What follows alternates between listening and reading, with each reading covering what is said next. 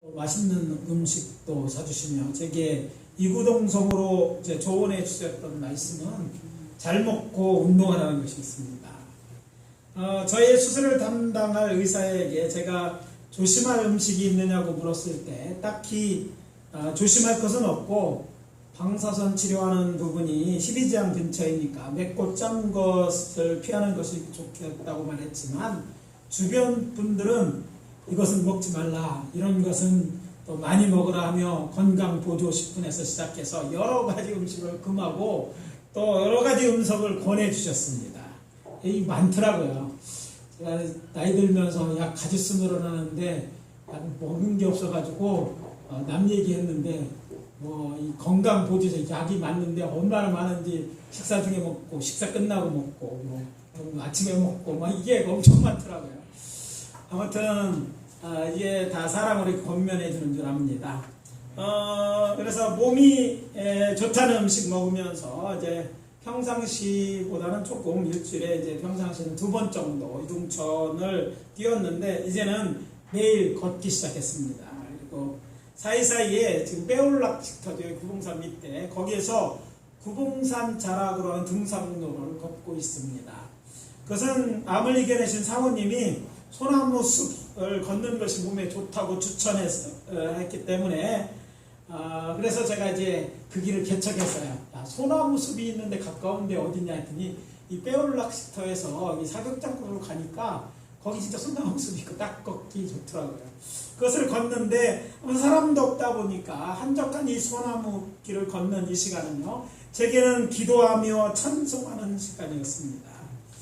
며칠 전에도 이 소나무길을 걸으면서 이번 주에 전해야 될 말씀이 무엇인가 기도하고 생각하는 중에 제 머릿속에 자리 잡은 말씀은 히브리어로 되어 있어요. 바로 아타 아도나이라는 말이었어요.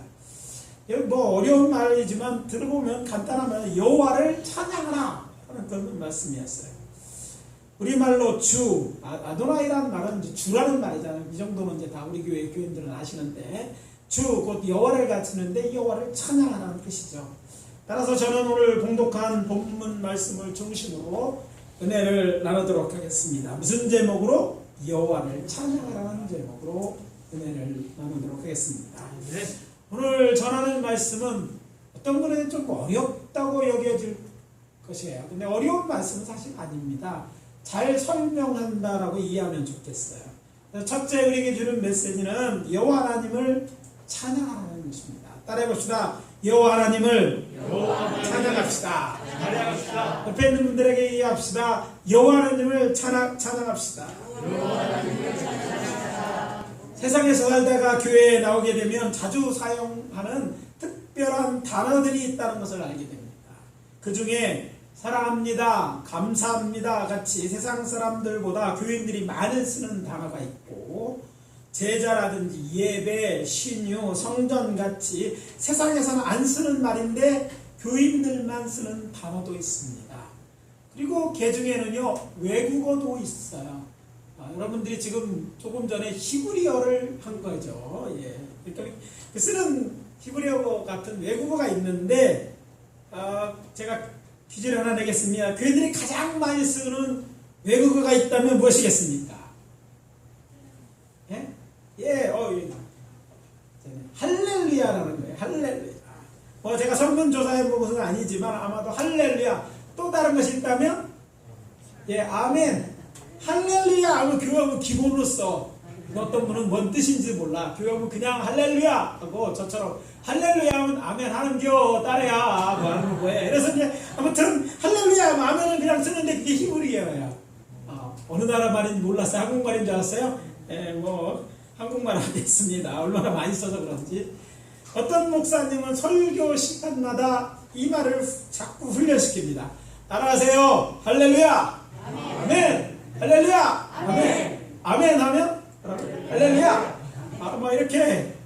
이렇게 얘기합니다. 그래서 어떤 분은요, 그게 싫어서 교회 안 나온다 하는 분도 계시더라고요. 학교에 있을 때 전도하는데 선생님 하시는 날 교회 갖고 이런 걸 가르치냐고 괜히 따라하라고 이렇게 얘기하다. 무슨 똥개 훈련시키는 것도 아니고 무슨 주문이냐고 할렐루야 할렐루야 하면 아멘 아멘 하고 뭐 별천지군 것도 아니고 하면서 얘기하는 거예요. 특히 아멘이라는 말을 잘 모르면서 라면 말고 뭐라고 하는데 하여튼 면인가 아멘을 얘기하는 거죠. 무슨 얘기지 않은지 막 따라하라고 강요한다고 화를 냅니다. 예전에 들어보면 나이 들어 교회 가고 그게 평생 서로 졸라대는 아내의 등살에 못 이겨 교회에 처음 나온 중년 남자들이 아내한테 더 이상 교회 한다고 안 가겠다고 핑계하는 내용도 이런 내용들이 있다는 걸 제가 발견한 적이 있습니다. 불신자라고 믿지 않는 자, 사실 딴 거 다 믿죠. 그러나 우리 측에서는 예수 안 믿는 자를 의미하는데 교회 용어로 그래서 태신자라고 말하는데 그들이 들어도 이 모르는 말 중에 교회에서 안 따라하면 창피한데 다처하는 시간도 없으니까 그냥 핑계거리로 삼는 것입니다. 그러다 보니 교회가 아니면 전도하는 분이 사실 잘못한 거예요. 교회 나왔을 때 설교 중에 또는 대화 중에 그런 말이 나오면 옆에서 설명해 주어야 되는데 그렇지 못하고 잘못했으니까 이게 잘못이라는 것이죠. 나는 또 잘못이 있는데요. 무조건 믿으면 돼. 나도 무조건 믿다가 보면 은혜 받으면 돼. 은혜가 뭔지도 모르겠고 은혜란 말은 아는데 은혜가 말하는 뭘 의미하는지 모르는데다가 이렇게 강요하는 것이죠. 아무튼 우리 중에는 이 말의 뜻을 모르는 분은 없을 줄 압니다. 그래서 기도나 찬송 또는 설교 끝에 사용하는 할렐루야 무슨 뜻이죠? 여호와를 찬양하는 말이고 아멘 왜 그냥 라면이 아니라 아멘 뭐라고요? 진실로 그렇게 될지어다 뭐 이런 뜻입니다. 북한말로 하니까 재밌더라고요. 접수했습니다. 제가 이제 중국의 조선족들에 대해 설교해서 아멘이 무슨 뜻인가 근데 옆에 있는 사람들이 잘 못 알아들으니까 한 사람이 통역을 하더라고요. 접수했습니다 이런 뜻입니다. 그래서 배워서 알았어요. 이게 그런 뜻이에요 이게. 근데 오늘 본문 1절은요 히브리어로 이렇게 시작됩니다. 할렐루야 할렐루 에트셈 할렐루 압대 여호와 이렇게 돼 있어요. 그냥 지나가는 말에 참 쉬었다 가는 거죠. 한국어로 번역하면 이럽니다. 본문에 있는 대로 할렐루야 여호와의 이름을 찬양하라 여호와의 종들을 찬양하라 이런 내용이죠. 근데 어떻게 시작한다고요? 할렐루야로 시작됩니다. 우리가 알고 있는 할렐루야 여호와를 찬양하라는 뜻인데 이 단어는 히브리어의 합성어입니다.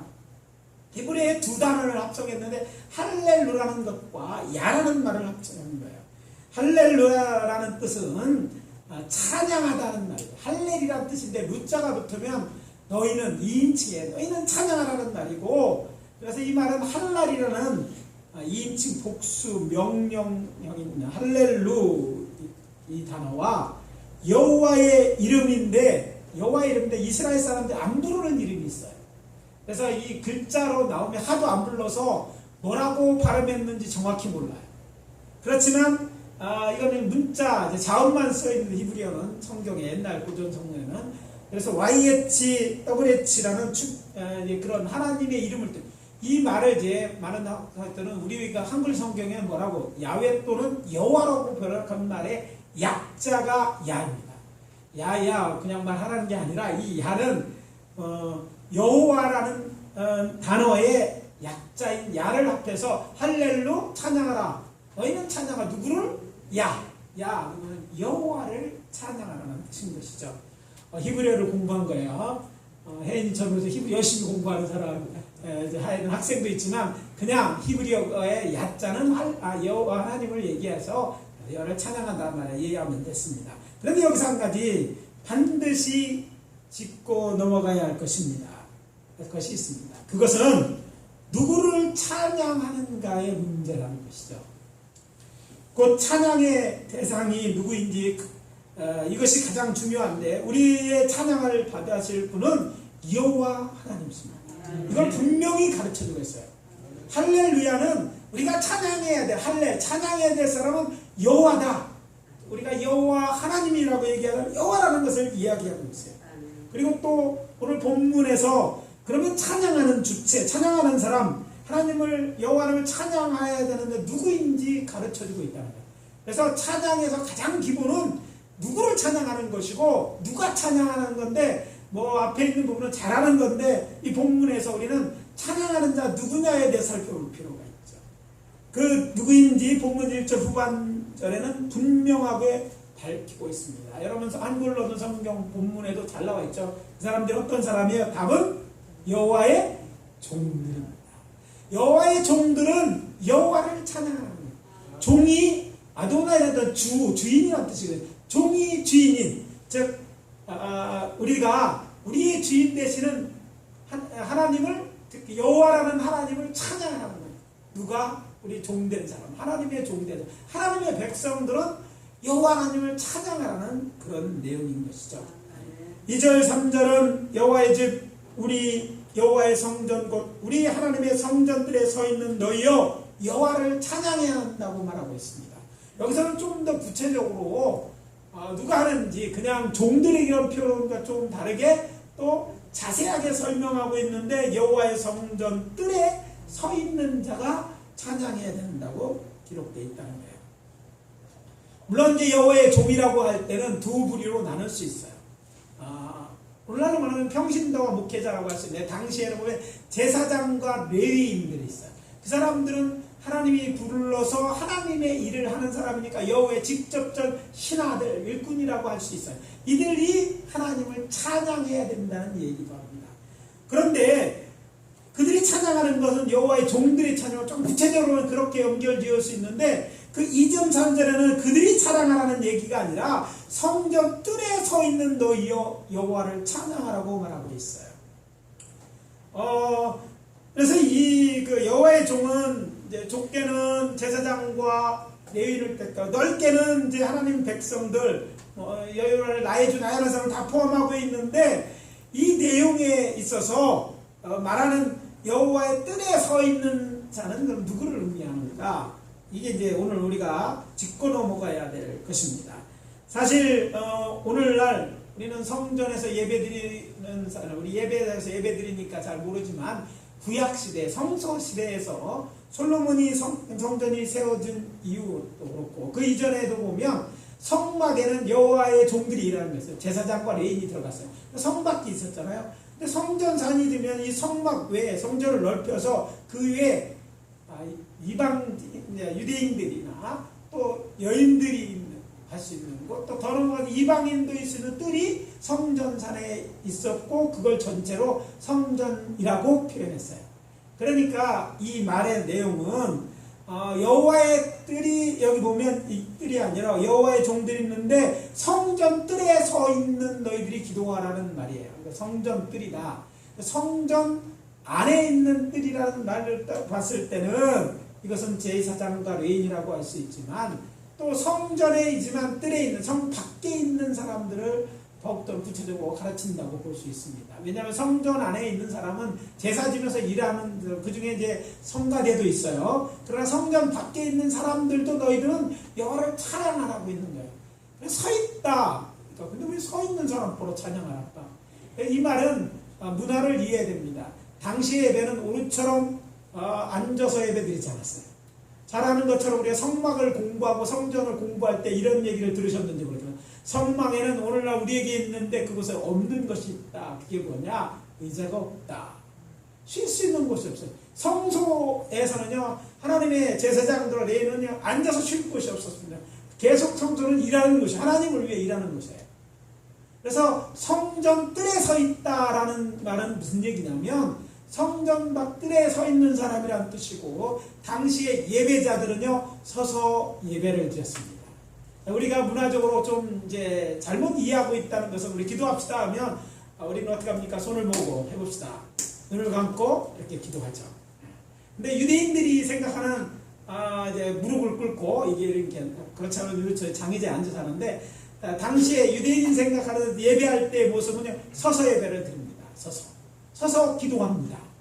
우리도 서서 대피기도 쓰지만 거기서 서서 기도합니다. 그래서 예루살렘 성전의 성전 순례를 가보면 성전 벽에 기도하는 사람을 보게 되는데, 여러분 성적 벽을 향해 서서 끄덕끄덕하고 서 있는 사람들보다 이게 기도하는 거예요.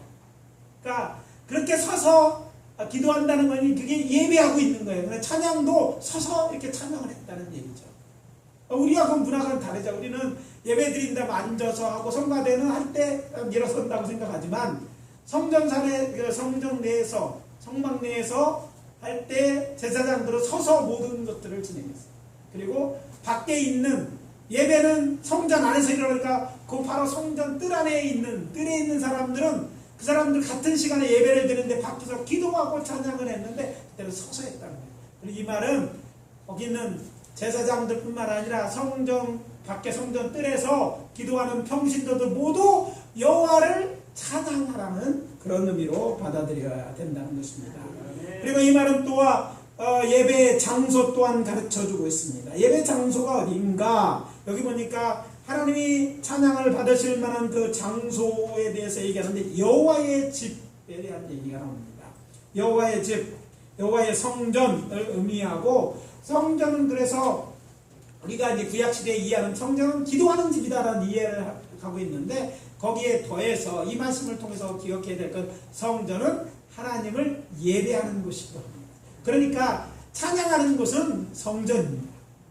이제 오늘날로 비교하면 예수를 나의 주, 나의 하나님으로 믿는 사람들은 다 하나님을 찬양해야 되고, 또 예배드리는 모임 이 자리가, 교회 이 자리가 하나님을 찬양하기 합당한 곳이고 하나님 앞에 영광을 돌려야 되는 곳이죠.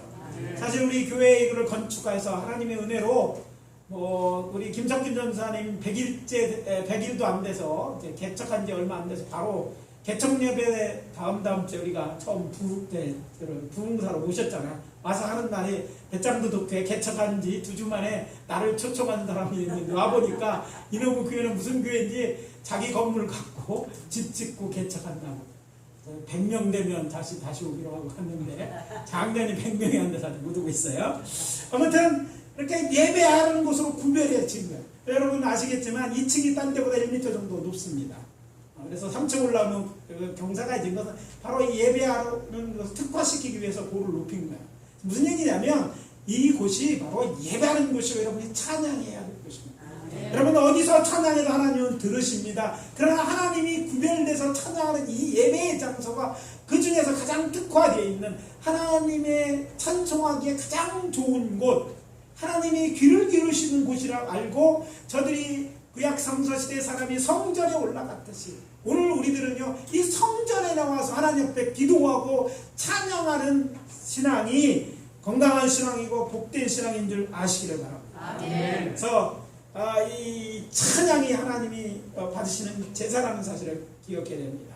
성경을 공부한 분들은 아시겠지만 성막시대는요 찬양의 제사가 없어서 처음에, 그런데 이제 다윗에 이어서 계획하고 솔로몬이 성전을 지었을 때는 이전의 성막시대, 즉 광야나 이제 사사시대 실로에 있을 때는 어떤 예배의 한 형태가 나오는데 그게 찬양의 제사였어요. 그건 사람이 입술로 드리는 제사, 이것이 찬양인데 이것이 드려졌어요. 그리고 그것을 위해서 몇 사람들, 즉 레위인들을 구별해서 오늘날 성가대를 조직하고 그들이 찬양했어요. 그래서 오늘 우리에게 성가대에 있는 게 참 하나님의 앞에 감사할 일이고 복된 일인 줄 압니다. 수고하는 대장님부터 대원들 박수 한번 합니다. 우리를 구약에서 레위인들 같이, 레위인들이요 성막을 이동할 때서는 성전이 딱 지오르니 갈 일이 없었는데 대신 일이 생겼는데 뭐하는 일이에요? 하나님을 예배하는, 찬양하는 일을 맡았어요. 그 성전을 지키는 성전 문지기가 되었어요, 레위인들이. 그래서 하나님의 일꾼, 하나님의 종들이 이런 일을 맡아서 찬양하는 거예요. 그래서 이런 찬양이 있을 뿐하고 거기에 예배, 그때 거기는 이제 성전하고 성전 뜰을 구별했잖아요. 성전 뜰에서, 성전 안에는 아니지만 뜰에서 드리는 여기 우리 성도들 모두 이 자리에서 찬양하는 것 하나님이 마땅히 받으실 일이고 우리가 그렇게 찬양을 드려야만 한다는 것입니다. 그래서 19절에는 이스라엘 족속아 여호와를 송축하라 라고 얘기해요. 모든 이스라엘 족속을 찬양해야 되는데 본문 19절 20절에 아론의 족속아 여호와를 찬양하라, 레위 족속아 여호와를 찬양하라고 먼저 이야기해요. 무슨 얘기냐면 이거는 여호와의 지금 아론의 족속 제사장들과 여기 보면 레위 족속 외에 말하는 성가대 너희들은 하나님을 송축하라. 그리고 우리도 모든 하나님의 이스라엘 족속들도 다 하나님을 찬송하고 송축해야 된다, 이런 내용을 하고 있는 거예요. 그래서 예수 그리스도 이름으로 권면합니다. 찬양의 제사, 하나님이 기뻐하시는 예배입니다. 그래서 하나님의 전화에 나와서 여러분 찬양하기를 힘써야 돼요. 예배 때 찬송하는 건 얼마나 귀한 사역인지 모릅니다. 근데 이게 삼례들은 앞에 자리 세 자리 변하는데 막 이게 탑을 안 내. 백승호 지사님 기도가 조금 짧은 것 같아. 한 단 짧은 것 같아. 15명이 되는 내시. 아무튼 이게 정말 축복받는 일, 하나님이 기뻐하시는 예배에 참여한 축복인 줄 압니다. 물론 우리도 다 찬양해야 되지만 특별히 그 구별받는 이런 일이 있어요. 그래서 말씀드립니다. 여러분 찬양의 제사를 드릴 때 정말 힘을 다해 여호와를 찬양하시기 바랍니다. 목소리를 넣어서 찬양해야 됩니다. 어떻게 해요? 병아리가 물 마실 때 고개를 들고 하늘을 쳐다보는 것처럼 우리의 시선을 하나님께 맞추고 하나님을 향해 예배 대상을 딴 데 두면 벌써 실패하는 거예요. 성가대를 착각하시면서 성도들에게 초점을 잃는 사람 성가대로서 자격을 잃는 거예요. 힘을 잃는 거예요. 하나님을 기뻐하는 것은 여러분이 초점을 맞추면 여러분이 찬송을 참 잘하기 쉽고 잘해 보이는 것은 회중이 아니라 하나님이십니다. 하나님이 하면 되는 거예요. 그거면 전부예요. 그래서 우리가 찬양할 때 잘하네 이렇게 하는 이거는 정말 예배자의 자세가 아니에요. 아니 나한테 하나님한테 하는데 네가 하면 더 잘하고 이건 교만이에요. 나 들으라고 하는 게 노래 자랑이 아니에요. 전문가가 하는 그것을 하나님이 기뻐하잖아요. 물론 찬양을 하는 사람은 전문가지만 음악을 전공한 사람 그게 중요한 게 아니라 그 마음이 하나님을 믿는 마음이어야 되고 하나님을 정말 찬양하는 마음으로 드려질 때 이 찬송이 하늘 보좌를 움직이고 하나님이 기뻐 받으시는 예배. 저는 우리 교회가 이 찬양이 제대로 드려지는 예배이기로 합니다. 그래서 어린아이나 장냥 할 것 없이 찬양 드릴 때 우리의 초점을 하나님께 우리 하나님은 안 보이면 다 맞춰서 십자가에 초점을 맞춰서 거기에 찬양하고 높이는 힘을 다해 찬양하는 우리 모두가 되어야 될 줄 믿습니다. 찬양에 대해서는 사람이 아닙니다. 오직 하나님이십니다. 그리고 찬양은 세상 사람 부르는 노래와 전혀 다르잖아요. 대상이 다르기 때문에 다른 거예요. 그래서 찬양은 하나님에 대한 제사이니까 세상 유행가 부르듯이 찬송하시지 마시기를 바랍니다. 그래 예배 때 정성껏 여호와를 찬양함으로 하나님을 그것 자체가 하나님을 영화롭게 하는 것이고 기쁘게 해드리는 거예요. 그런 교회 우리 교회 되기를 우리 성도님들 성가대원님들 다 되시기를 예수 그리스도 이름으로 축원합니다. 둘째 여호와 하나님은 우리의 찬양받기에 합당하신 분이십니다. 따라해봅시다. 여호와 하나님은 우리의 찬양을 받으시기에 합당하신 분이다. 우리가 찬양을 하라고 우리는 강조하고 있는데 시편을 잘 읽어보면 왜 하나님을 찬양해야 하는지도 같이 이야기하고 있어요.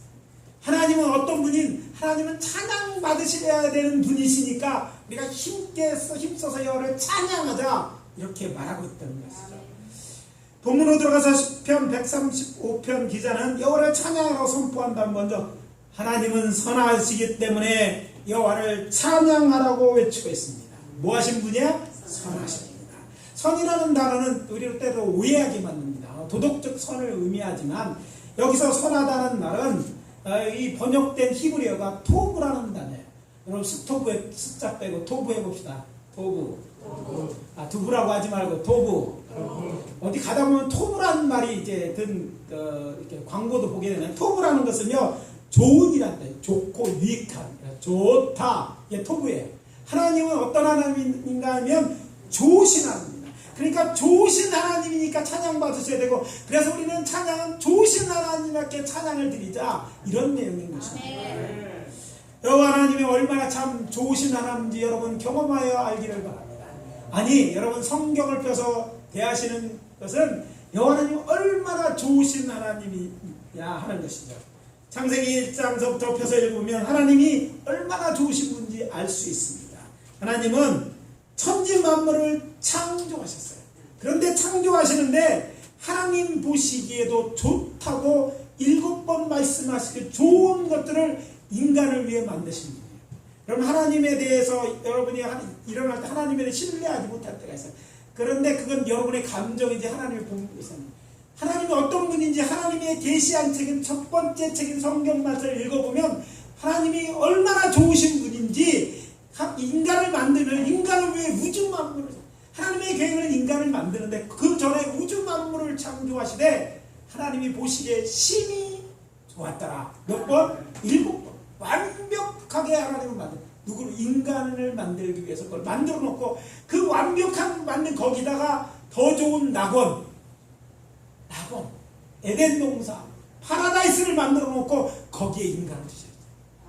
인간은 마지막에 만들어졌지만 이 모든 걸 누리도록 만들어요. 하나님에게 우리 인간들은요, 얼마나 소중한 존재죠. 그래서 우리는 하나님에 대한 오해를 버려야 돼요. 하나님을 성경을 봐서 펴서 읽으면 하나님의 여러분의 오해를 버리게 돼요. 왜? 하나님이 이렇게 좋으신 분인데 나를 왜 하나님이 하시는 일이 선하지 않을 수 없다는 걸 알아야 돼요. 특히 그분이 누구입니까? 그분은 이웃집 아저씨도 아니고 누구예요? 우리의 하늘 아버지. 그분이 우리를 이렇게 사랑하지. 그래서 그 하나님은 찬양하는 것이 마땅한 거예요.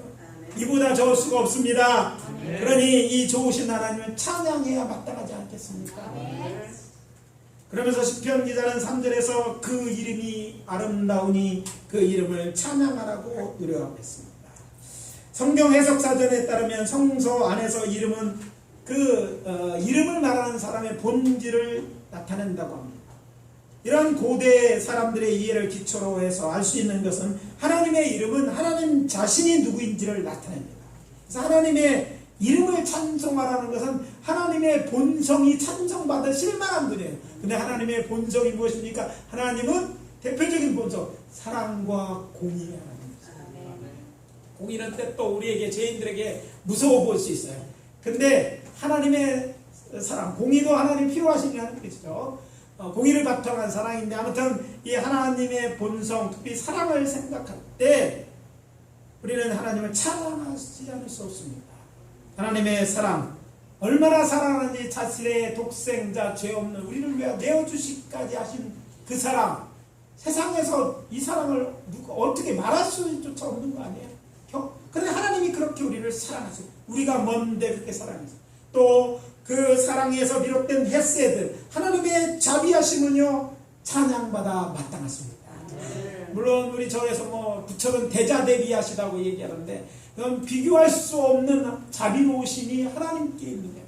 사랑으로부터 기인된 하나님, 이것을 히브리어 헤세드라고 말하죠. 여기 가다 보면 가구적 이름이 헤세드인데, 그 자비라는 뜻이에요.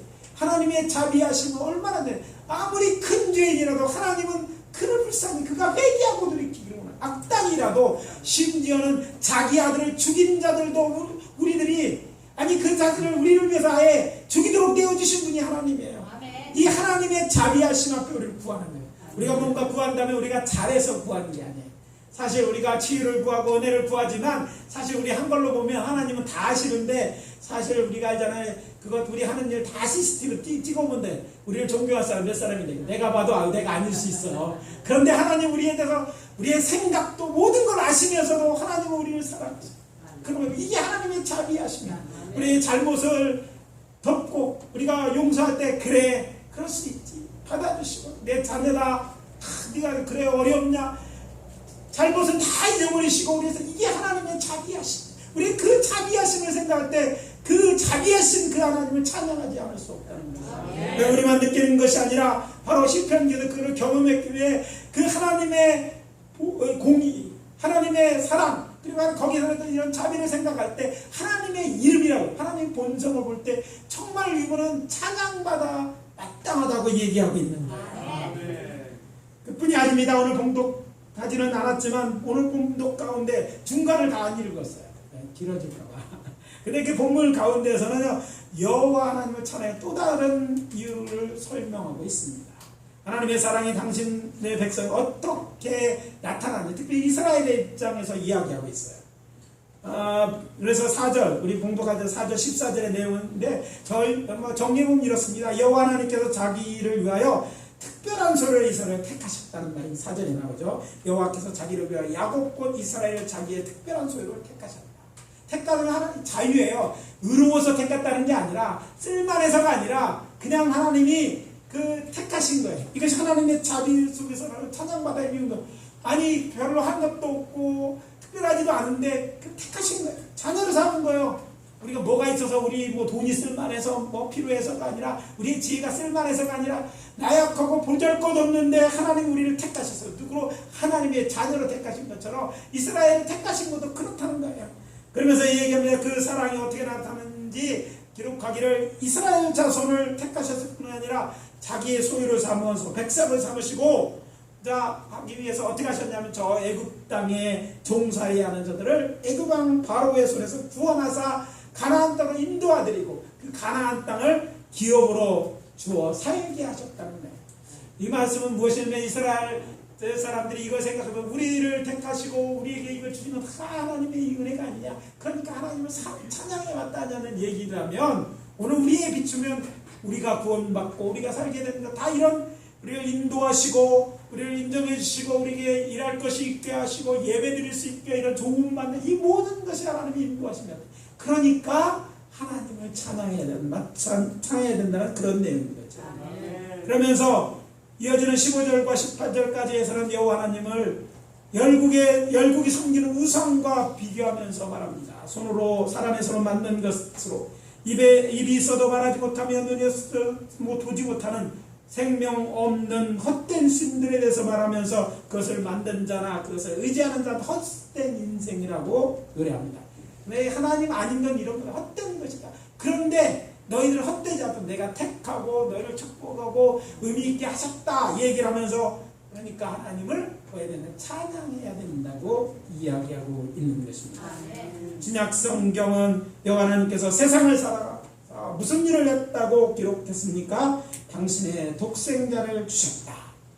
그 독생자 하나님인데 하나님의 모자를 보고 인간이 되어 오셔서 뭐했어요? 죄인된 우리를, 특별히 우리의 죄를 속량하기 위해 그 아들을 세상에 보내시고 그리고 십자가에 달아 죽이심으로 우리의 죄를 사하시고 영생을 얻게 하셨다. 또 하나님의 자녀가 되게 하셨다. 그리고 그뿐 아니라 뭐예요? 우리의 인생길의 인도자가 되고 돕는 자가 되어서 우리의 기도를 들으시는 참 좋으신 하나님이시다. 이런 얘기를 하고 있는 거예요. 그렇기 때문에 여호와 하나님은 우리의 찬양 받으시기에 합당하신 하나님입니다. 그러니 우리는 여호와 하나님을 찬양해야 합당합니다. 우리가 찬양해야 돼. 나만이 아니라 이 사람은 전부일 줄 압니다. 그래서 우리 모두 찬양한다. 우리 함께 찬양하다. 히브리어를 해보면 아주 재미납니다. 바둑 이름 같은데 바루크예요. 바룩은 찬양하라는 말이라는 의미가 있습니다. 바루크, 우리라는 바루크. 한번 해볼까요? 바루크. 여호와를 우리 함께 우리 하나님을 찬양하자 이런 거예요. 하나님은요 우리가 우리 하나님을 찬양하기를 기뻐하십니다. 찬을 받을 이유는 차고도 없습니다. 그 하나님을 그러니까 찬양하는, 우리 함께 찬양하는 그런 예일의 공동체. 또 여러분의 가정도 그렇게 함께 찬양하는 자가 있고 가족들이 찬양하고 이런 찬양이 되죠. 오늘 뭐 누가 후원 나온지 모르겠어요. 이영구 집사님이 후원이 나온 건지 이정희 집사가 나온 건지 잘 모르겠는데 아무튼 여럿이 함께 우리 함께 바로크예요. 바로크. 우리 함께 하나님을 찬양하는데 같이 해야 됩니다. 제가 이제 88년 선교여행 갔는데 가장 즐거웠던 시장은요, 그때 이제 남성사전 쪽 아키티바가 다 갔는데 뉴욕 퀸즈라는 지역에 갔어요. 그 퀸즈 하는 한 집사님 댁에 갔는데 이분은 그 찬양단 너무 좋아해요. 다 아이들을 초청해놓고 찬양을 하는데 미국의 그 큰 저택이 좋은 건 떠들어도 옆에하고 별 지장이 없더라고요. 숲속에 있는 큰 저택, 어마어마한 백만장자에 말하면 그곳에 저희들을 불러놓고 이곳은요 마음 놓고 찬양해야 돼. 밤 시간대로 밤 늦게까지 우리가 찬양하고 먹는 거 무짐무짐 먹으면서 그냥 다 찬양하는데 너무너무 좋았어요. 여러분이 어디 있든 이렇게 함께 찬양하면 충분하잖아요. 그런 여러분 가족을 소망하십시오. 그런 교회를 소망하십시오. 그런 이 사회가 되기를 소망하십시오. 하나님이 기뻐하는 것이고 그 속에서요 하나님을 찬양하는 놀랍게 하나님이 영광을 받으시는데, 놀랍게 하나님의 영광, 하나님 앞에 찬양이 될 때 내 마음에 세상 어디서도 찾을 수 없는 그 평안이 머무는 걸 경험하잖아요. 찬양을 깊이 할 때 하늘로부터 오는 평안함이 우리 안에 깃들잖아요. 찬양의 기쁨을 누리고, 그래서 찬양할 때 힘을 다해서 우리 바로크 우리가 하나님을 찬양하는 이런 교회, 이런 공동체 되어지시기를 예수 그리스도 이름으로 축원합니다. 마지막으로 여호와를 송축합시다. 따라합시다. 여호와를 송축하라. 여호와를 송축하라. 본문으로 돌아가서 135편의 기자는 오늘 처음 1절에서 여호와를 찬양하라고, 찬송하라, 찬양하라 같은 말이죠. 근데 이때 사용한 히브리어 장사는 찬양하다는 할랄이라는 찬양입니다. 할랄이라는 동사를 사용했어요. 근데 흥미로운 사실은 본서의 기자는 오늘 마지막 본문에서 찬양하라고 얘기하지 않고 여호와를 송축하라고 외칩니다. 어쩌면 많은 분들이 성경을 읽으면 송축하라는 말의 뜻을 찾아보신 적이 있는지 모르겠어요. 이 송축하라는 말은요, 세상에서 잘 안 쓰는 말이에요. 근데 성경에 있어요. 그래서 여호와를 찬송 가지고 여호와를 송축하라, 송축하라고 얘기하는데 말만 하지 사실 송축이라는 뜻은 잘 몰라요. 사실은 다른 사람. 이게 무슨 뜻인지 모르기 때문에 이 찬송을 보면서 그 시편을 읽으면 당황할 수 있어요. 앞에는 찬양이랑 송축은 뭐 다른 얘기예요. 그것도 찬양이라는 말이에요. 찬양하다는 내용인데 다른 거예요. 송축하라는 말은 히브리 동사 바락이라는, 앞에 얘기했던 바락이라는 단어의 강조형 동사가 사용됐는데, 기본적으로 보면 이게 재미난 게 축복하다는 뜻이 있는 그런 단어예요. 영어에 여러분 bless라는 말 있잖아요. God bless you 할 때 bless로 번역되는 단어예요. 근데 bless를 다 읽어보면 누가 축복하는 그런 내용이 담겨 있는데, 흥미로운 것은 여호와를 여러분 bless예요? 여호와를 축복한다는 말이 안 되잖아요. 그래서 시편 기자는 할렐루야 곧 여호와를 찬양하러 시작한 다음에 19절 마지막 절 19절 20절에 세 번이나 바룩 에트 여호와, 바룩 여호와, 곧 바룩이라는 단어를 통해서 여호와를 송축하라고 끝을 맺고 있다는 거죠. 송축하다는 우리말은요, 세상에서 거의 사용하다는 사전적 의미는 찬송하며 축복하라는 말이에요. 자, 분명히 축복의 뜻이 있어요. 근데 찬송하며 축복하다. 근데 문제는 대상이 문제예요. 하나님을 내가 축복해? 하나님 내가 축복해야 될 대상인가? 이게 이제 문제라는 것이죠. 이단으로는요, 일반적으로는 축복하다 또는 찬양하다는 뜻이지요. 축복은 뭡니까? 행복을 빌거나 기뻐하며 축하한다는 말입니다. 근데 이거는 그러니까 빌어질 수 있는 어떤 지위 있어요. 지위가 높은 사람이 낮은데, 나이든 어른이 하나님이 인간에게 하는 때는 이게 이해가 되는 말이에요. 축복하는 말. 그런데 대상이 바뀝니다. 하나님에 대해서 하나님 축복합니다. 뭐가 이상하지 않습니까? 인간이 하나님을 어떻게 축복한단 말이에요. 고민 중에 유명한 이제 영어 찬송 가사가 생각났습니다. 이 찬송 부를 때마다 저 마음에 찔린 거, 이 신학적인 문제 해결해서 Blessed 우리가 Blessed O my soul, 옛날에 많이 불렀던 영어 찬송이에요. 아시죠? Blessed 하는 찬송이 있어요. 근데 그 내용에 하나님을 축복합니다라는 책에 직역하면 사전을 아무리 뒤져도 그 말 외에는 뜻이 없어요. 이거 이해가 안 되면서 이 찬송을 하나님을 축복한다는 말이 안 맞아. 잘못됐다. 왜 이렇게 썼을까? 이렇게 답이 없었어요. 근데 저를 더욱 당황하게 만든 것은 몇 년 전에 미국 여행하면서 제가 옛날에 자주 다녔던 회당에 갔습니다. 그곳에 있으면서 같이 회당 예배에 오래간만에 참석했어요. 우리나라는 회당이 없기 때문에 저는 거기서 미국 회당에 이제 자주 갔었는데, 거기서 이제 같이 하는 기도서를 통해서 같이 하는 거예요. 안 목사 우리가 이거 찼으면 좋겠다 이거 팔으라고 했더니 선물로 줘서 제가 갖고 왔어요. 근데 그 기도서의 내용이 중요해요. 내용에 기도서에 심지어 히브리어 원문을 번역으로 We bless the one, We bless you Adonai. 제가 그거 보고 깜짝 놀랐어요. 하나님을 우리가 축복합니다. 여호와 하나님을 우리가 축복합니다라고 이렇게 번역되어 있는 거예요. 영어로 되어 있는 거죠. 말하자면 히브리어를 영어로 번역하는 내용이에요. 하나님, 그래서 한글 사전 뒤져보면 블레스 분명 은총을 내리다 축복하다 때문에 이걸 하고 왜 이게 여기도 쓰여 있을까 막 의심이 더 있는데, 이번 기회에 됐어요. 그래서 제가 바로 다 아도나이 이러다 보면서 그러면 이 말이 뭔가, 근데 왜 찬양하라고 하지 않고 축복하라고 해서 이렇게 이번에 이제 연구하게 됐어요. 제가 혼자 주일 설교에 집중하다 보니까 이게 빠지면 시간도 많고 그래서 막 찾게 됐는데, 그래서 가장 세계에서 권위 있는 영어 이제 히브리어 사전 중에 바인이라는 쓴 이제 성경 원어 사전이 있는데 거기에 답을 얻었습니다. 그것에 바락이라는 것, 바룩이라는 단어에서 뒤가 좀 다르지만 바락이 기본형인데 아무튼 그 단어 뜻 중에 후반부에 이런 말이 있어요. 축복이라는 즉 blessed라고 번역된 그 단어가 하나님을 향하여 쓰일 때는 이 단어는 찬양과 감사의 뜻이 있다. 앞에는 안 나와요. 중간 끄트머리 좀 되게 거기 끝에 이 설명이 있는 거예요. 그래서 아 그렇구나. 우리가 하나님에 대해 축복하다는 말은 사실은 축복하다는 의미로 쓴 게 아니라 같은 단어지만 하나님을 찬양한다는 말. 그러니까 바룩은 그러니까 축복하는 것 같이 하나님을 찬양한다는 의미로 쓰인다는 걸 깨닫게 됐어요. 물론 다른 해석집에 나오는 거 말았겠죠. 그렇게 설명하는 곳은 없어요. 근데 그걸 찾게 되는 것이에요. 그래서 바룩 아도나이 즉 바룩 여호와는 여호와를 축복하라가 아니라 하나님 여호와 하나님을 찬양하라고 번역하는 뜻이었어요. 그래서 blessed 노하면 하나님 축복합니다라는 뜻이 아니라 하나님을 찬양합니다라는 뜻이었던 거예요. 그러니까 이 영어가 틀린 게 아니라 내가 blessed라는 말이 우리 번역하는 과정에 이해가 안 됐던 거예요. 찾아요. 그래서 바룩 에트 아도나이, 바룩 아타 아도나이, 뭐 영어로 blessed 아도나이, blessed로 이 말은요 praised로하고 똑같은 말인 거예요. 이걸 공부했어요. 그것을 깨닫게 됐어요.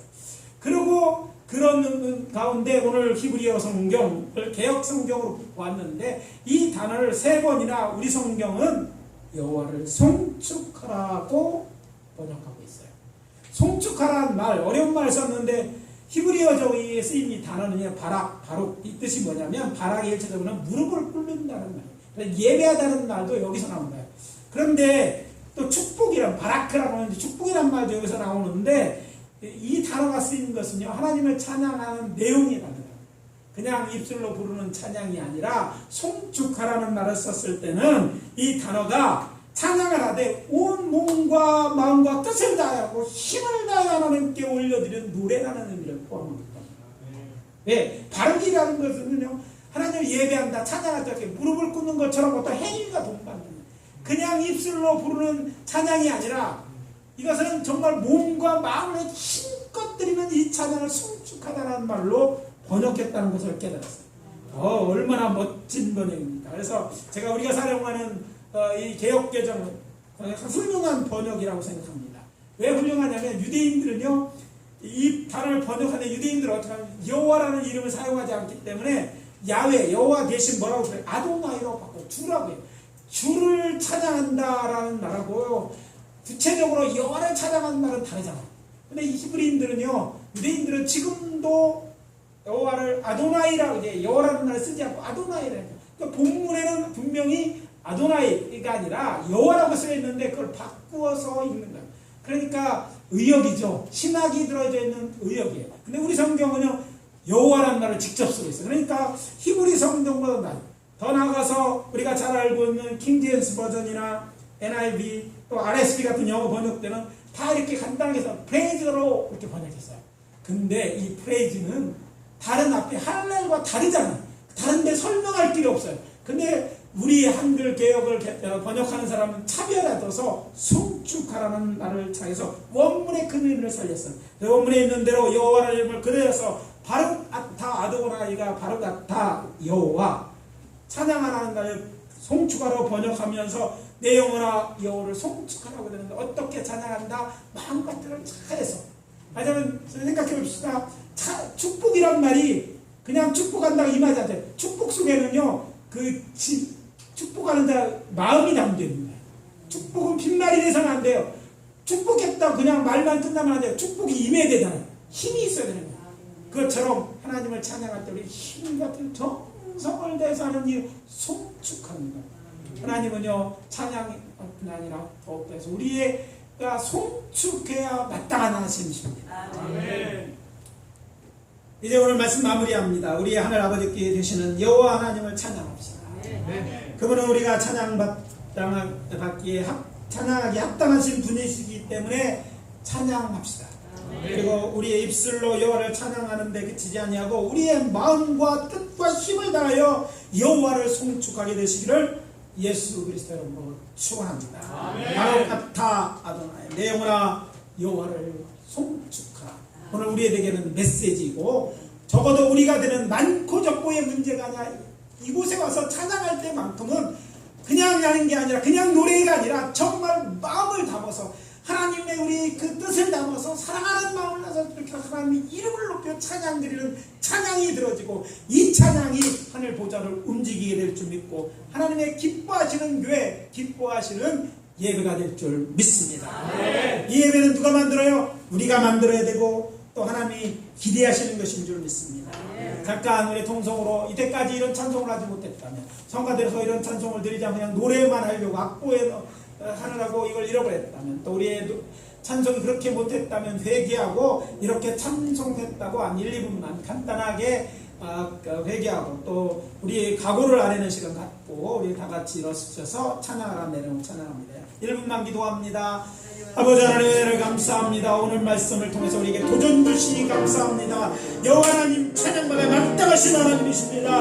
하나님을 구원하고 좋으신 하나님이고 우리의 삶에 이스라엘 역사에 개입한 것도 우리의 삶에 큰 은혜를 주신 하나님 줄 다시 한번 확인하며 감사와 영광드립니다. 이제 우리가 여호와를 찬양하는 힘과 뜻을 통치하고 그 하나님의 이름을 부리며 그 하나님을 찬양하고 아버지와 하나님을 돕게 되는 우리가 되어주시고 인도하시고 우리의 예배가 우리의 가정이 그렇게 함께 찬양하는 자들이 우리의 가정이 식구가 되어지고 교회가 되어지고 우리의 함께를 한국교회가 되고 성식교회가 되고 아버지가 되어질 수 있도록 축복해 주시옵소서. 아버지 하나님 주의 은혜와 사랑을 감사합니다. 여호와를 찬양하는 오늘 메시지 들었습니다. 하나님 기뻐 찬양하는 저희들 되게 도와 주시옵소서. 여호와를 정말 온 마음과 뜻을 다해서 찬양하고 송축하는 저희들 되고 아버지 하나님 우리들 되어지고 우리 교회 되어지고 한국교회가 되게 하여 주시옵소서. 예수 그리스도 이름으로 기도합니다. 아멘.